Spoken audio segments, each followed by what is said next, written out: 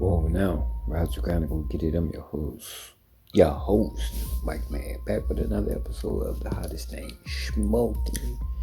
No, because the biggest of the backwoods burning. Go ahead, fire one of them batches over right now. Tap that notification bell. Punch the hell up the subscription bell. You notified when it's live and lit. Let it out circle format because it covered. You get snide. Over there with that pen ass blunt in 12 feet.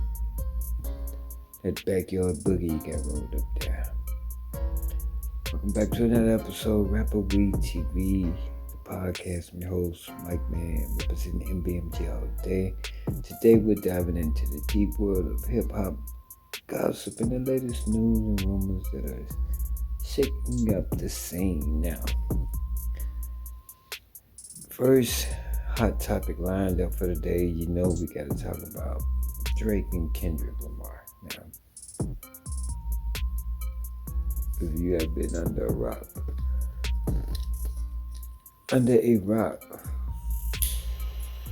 and didn't know that there was an ongoing beef this past year that transpired where Kendrick emerged victorious. King of the game, crown him now. Even dragging Drake, J. Cole, Kendrick into a trio of greatness to a gladiator style proving ground, basically, to see who was on top. The lion, the breed, tiger in the bunch, whatever you want to call it. J. Cole bowed the fuck out real quick. We were left with the entertainment of Drake constantly trying to prove that he can one-up Kendrick. To me, that's what it looked like. Don't get me wrong, Drake is good in his own right, but it always seemed like he was trying to one-up Kendrick. Now, beef been going on for months. Subsided. Not like us was the nail in the coffin. Fast forward to now. NFL season is upon us. Jay-Z, who is the head of the Super Bowl Entertainment Committee, just in a nutshell, taps Kendrick Lamar to be the headliner for the Super Bowl halftime show, given that this year's Super Bowl is in New Orleans. There's a whole uproar of rumors swirling, this and that, going at Jay-Z. People want his head for not selecting the GOAT of Louisiana, Lil Wayne, as the headliner. Now, y'all think about it. Lil Wayne is a known drug abuser. Let's just say that, spade what it is. Known drug abuser. I think recently he put down the lean cup and it's strictly been weed, but nevertheless, he talks about using all types of shit, right? I don't think that would have been a good look for the Super Bowl now, given that he is from Louisiana, and just for Louisiana purposes, putting him up there for that. Don't get me wrong, that shit would have been a good look, a great look. But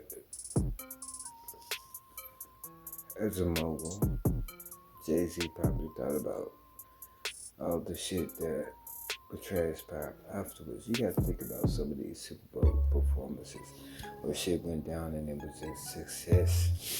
How things catapulted the year following after a artist performed at the Super Bowl. Like, look at what happened to Janet Jackson and Justin Timberlake.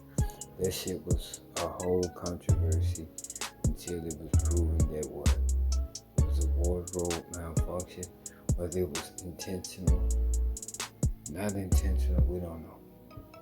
It happened. Titty got snatched out. Janet Jackson exposed to the world. I was watching live and I saw that shit and I thought it was part of the show, but damn, I was like, whoa. You got a quick little flash before they edit this shit out, cut this shit out, but you know. But say for instance, you just had Dr. Dre, Snoop, and Kendrick Lamar, along with 50 Cent, the whole Death Row Aftermath, West Coast Sound took over, I think last year, the year before. Was it last year or the year before? It was Rihanna, I think one of these last couple of years. So either or, business is booming for the artists afterwards. Like great things happen. Look at Snoop. He was at the Super Bowl show, and Martha Stewart got their shows and all this and that blowing up. Next thing you know, he's on Skechers. He's selling Skechers. Even though that shit, I think, matter of fact, it was revealed during the Super Bowl. Now think about how that shit was masterminded and set up. Like, it could be deals and shit in place for, artists to promote a product, a service, a good, whatever. Some name brand or a new brand during the Super Bowl via the commercials. And Snoop catapulted his shit and capitalized at the same time. Because he did Skechers. Even though Lil Wayne was in a commercial that was featured last year, that was, somewhat marketable. But you gotta think about the item it was for. Think about this year. What is the main hype product, service, goods that they're gonna be trying to promote? It's gonna be the normal shit. But are they gonna promote stuff that Lil Wayne is either aligned with? See, Kendrick, just by him doing his Not Like Us, taking over the world, that shit becoming a household bar, phrase, book, song, whatever, meme. Bro, why not have this, the biggest motherfucking shit that happened this year at the Super Bowl headline that shit. And then when he performs that shit at the Super Bowl, oh, think about how crazy that shit gonna look. Is Drake gonna be in attendance at the Super Bowl? Bro, I don't think he gonna do this one. But think about putting Lil Wayne up there. What was you gonna have to do? We was gonna have to do some shit that he is aligned with. And let's say, for instance, like McDonald's, Jack in the Box. If he hasn't done that shit in all these years, the bag gonna have to be very big to, drop on him, to get him to do some shit like that. Like a Dunkin' Donuts, or see, you had Ice Spice come out with a Dunkin' Donuts commercial last year during the Super Bowl. See, so you gotta think about what product could they have used for Lil Wayne other than like a fucking luxury vehicle, some kind of edible snack, some some sweet, whatever. Like,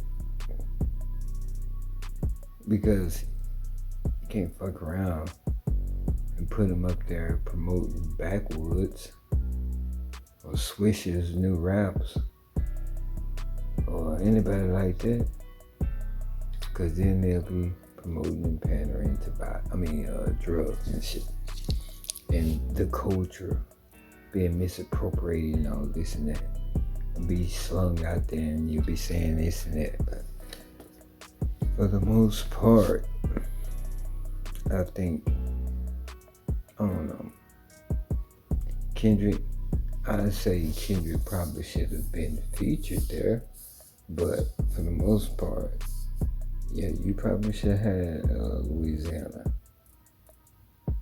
represented. Now, I get P just did 50 Cent's Humor and Harmony Festival in Shreveport.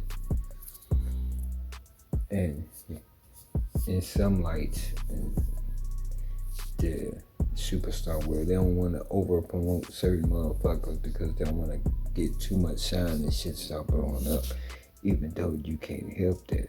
So say for instance you put P back out there for the Super Bowl. Now next thing you know, No Limit Records is revamped. They got new artists and old artists coming out. They pushing shit. They going on another world tour.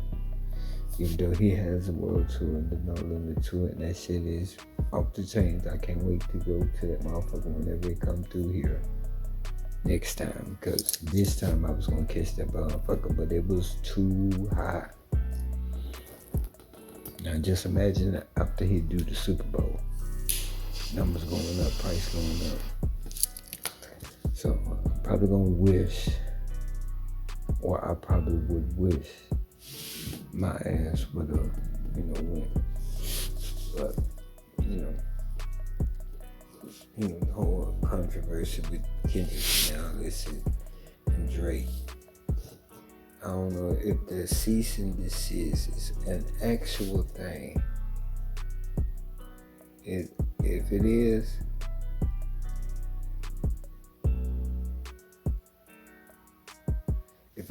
man, that'll be wild. Because you know it's coming.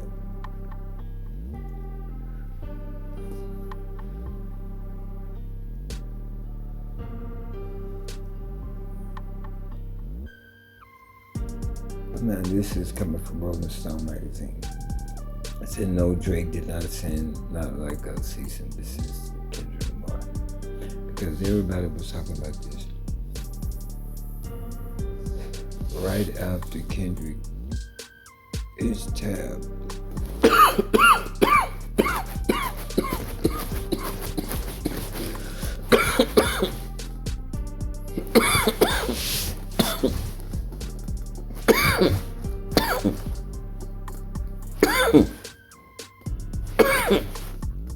Too much of that champagne, But right after Kendrick is tabbed, is that headline. People start speculating, oh, Drake gonna say cease and desist, because they know he gonna do not like us at the Super Bowl. He just did a whole concert on Juneteenth, a festival, whatever. He just did this and that, blah, blah, blah. But he's saying, in exchange with another Clubhouse user, this week, it was the weekend of September 30th in the chat room on Clubhouse app. Wack claimed Drake served a cease and desist to Kendrick Lamar so he can't perform Not Like Us in exchange with another Clubhouse user, surmising he's trying to get the NFL to restrict Kendrick. Now, Wack also theorized that Jay-Z would push back on any hypothetical cease and desist. His comments were widely shared online and by fans speculating their marriage. See, I ain't gonna lie. We just gotta call some shit for what it is. Like Wack on low key be starting shit. On low key be starting shit. And it seems like he started shit and try to be one of them ones that in the end or towards the end, or right before the end comes out, or he has no reason or has no other choice but to expose the reason it makes it come out. I think Wack be perpetrating a lot of this shit. Especially if there's niggas he fuck with. Like, you gotta think about that. He'll say Jay-Z will push back, blah, blah, blah, blah. Then at the same time, because you fuck with Drake because of Birdman. We'll get that. You got some affiliation to him, ties to him, but on the West Coast, being from LA, being from Cali, we know you got some fucking affiliation with Kendrick. That whole, gang shit, so we know there's some ties somewhere. Y'all probably same, y'all claiming the same gang, the Bloods. So, for one, you're affiliated,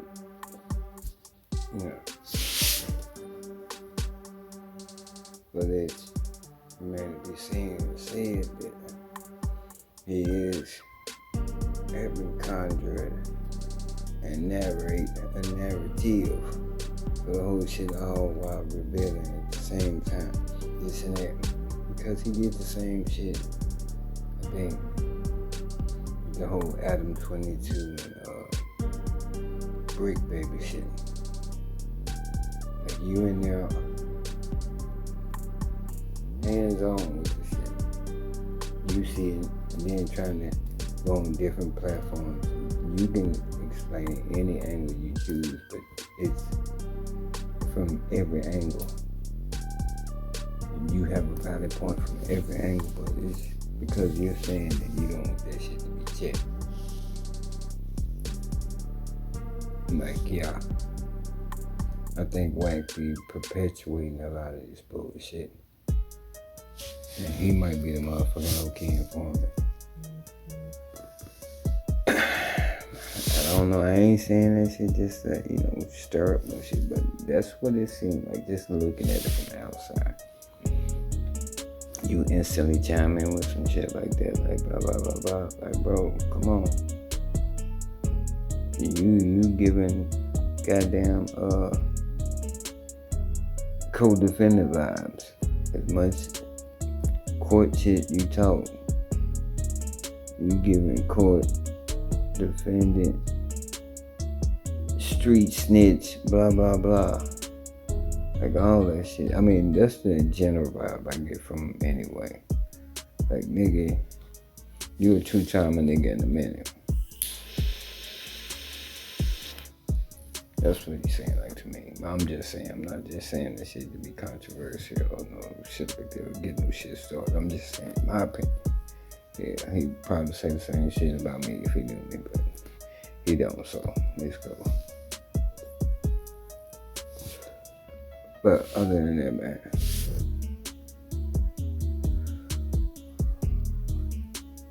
you gotta talk about the shit going on with Diddy. And this toxic masculinity thing is not only in hip hop, but with rich motherfuckers in general. Like, you got him and Donald Trump being highlighted right now in the media. All that shit they done been drawn into. Makes you wonder, the rich and powerful getting away with this and that. But all the shit being exposed on Diddy though. It's a fun fact to know that from all the motherfucking moguls we've seen go down, that's where you see all that dirty shit come out. Take Jeffrey Epstein, billionaire, mogul. None of that shit came out. It was coming out or threatened to come out when it was happening. Dead and gone, everything gets revealed. Motherfuckers dropping a dime on you, telling you every detail, movement, movements or whatever the hell you was doing, your motherfucking ass now is looking like the sickest fuck that ever walked this bitch. And you had money. Then you look at Harvey Weinstein. All these movies the motherfuckers are directed and been in and this and that. All this shit. In a way it was because, some of the actresses, when he did shit, they spoke up, but motherfuckers didn't want to believe him because he got that pull.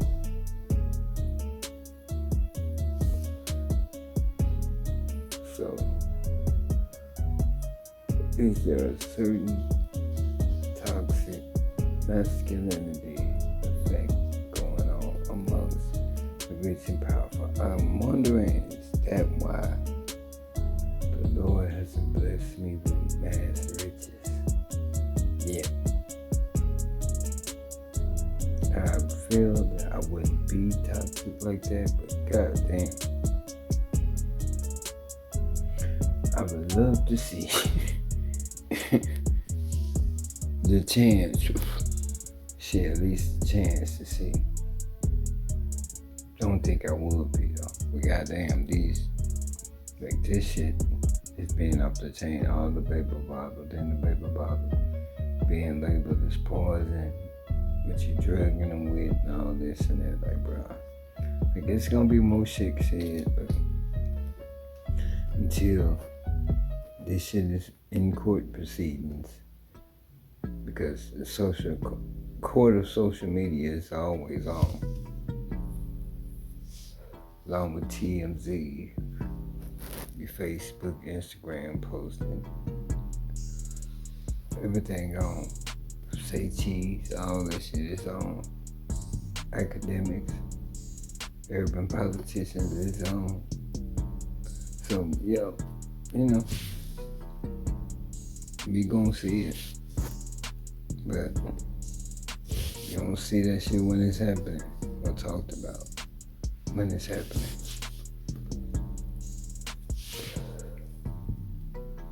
It's sparking some debates about the powerful figures. Media's been putting them out, how rappers align themselves with the powerful figures, and then, they find themselves caught up in some shit. Like, look at Meek Mill now. So,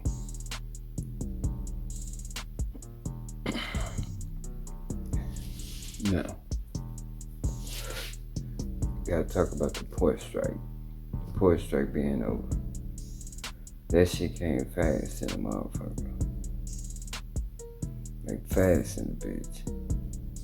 Like, after days of disruption, the International Longshoremen Association and the management group reached a tentative deal on wages. The strike involved over 50,000 dock workers. The ones in the South and the East, they ended their shit first. Quickly, swiftly after they heard them numbers. Because when you going from $35 an hour to $63 an hour, hell yeah, I'm ready to clock in tomorrow.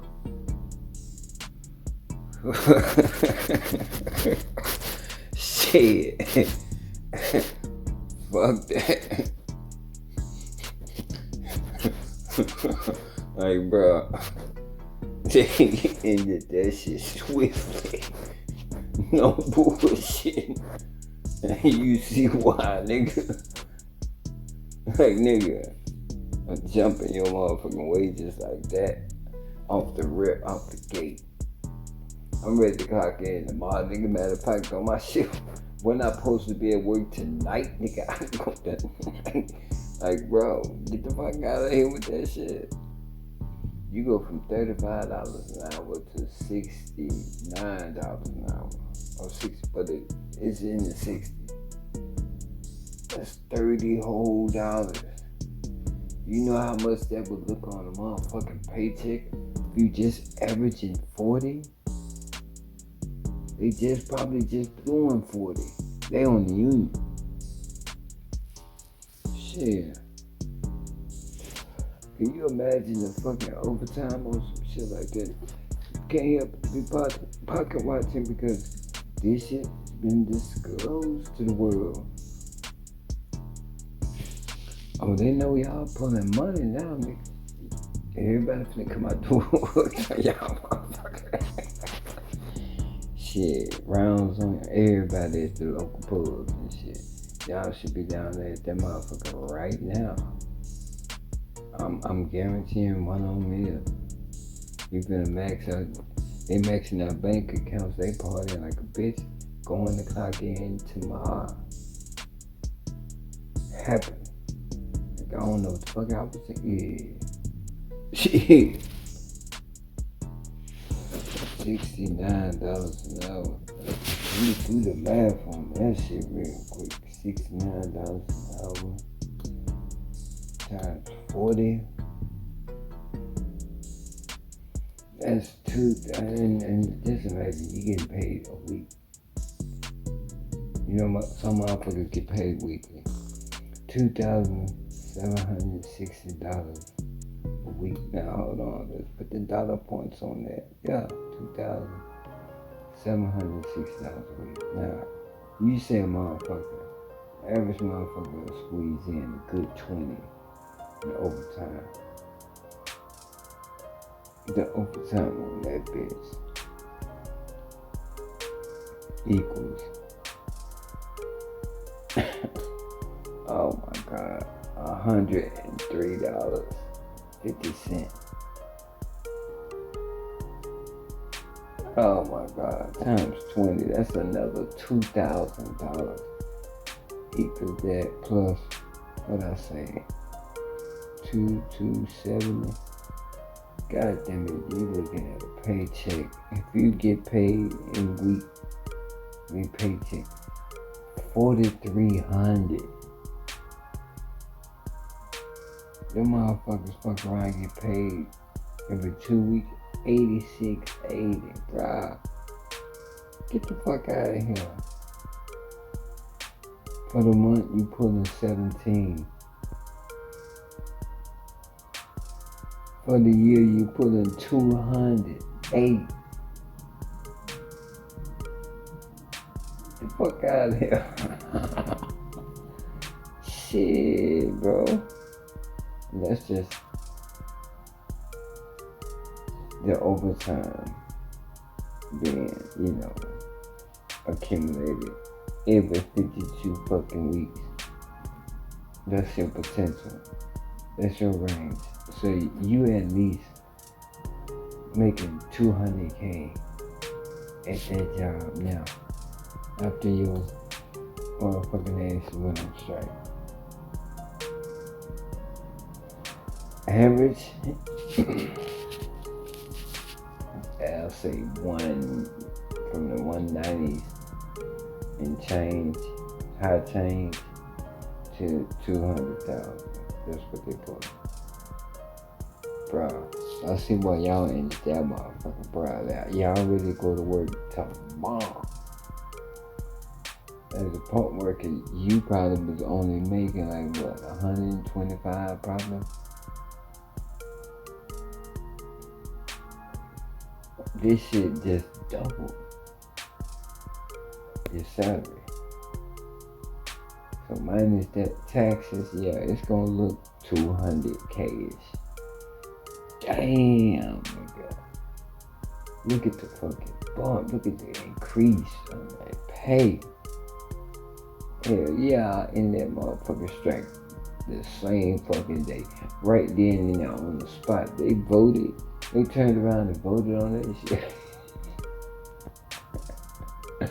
Bro, this is Rapperweed TV, the podcast. My host, Wack, representing people.